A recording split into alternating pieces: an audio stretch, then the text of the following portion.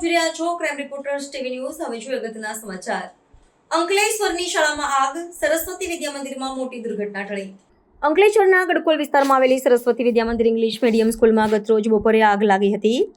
સદનસીબે આ ઘટના શાળાનો સમય પૂરો થયા બાદ બની હોવાથી કોઈ જાનહાનિ થઈ નથી અને 400 જેટલા વિદ્યાર્થીઓ સુરક્ષિત રહ્યા હતા। મળતી માહિતી મુજબ આગની ઘટના બપોરે શાળા છૂટ્યા બાદ બની હતી। આગ લાગતા જ શાળાના સ્ટાફે તુરંત ફાયર વિભાગને જાણ કરી હતી। જોકે શાળા સુધી પહોંચતા સાંકડા રસ્તાઓને કારણે ફાયર બ્રિગેડની ગાડી સમયસર પહોંચી શકી ન હતી।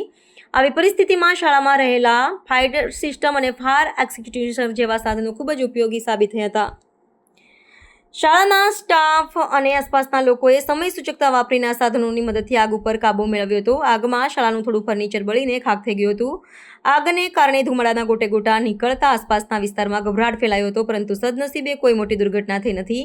આ ઘટના એ દર્શાવે છે કે શાળાઓમાં ફાયર સેફટીના સાધનો હોવા કેટલા જરૂરી છે।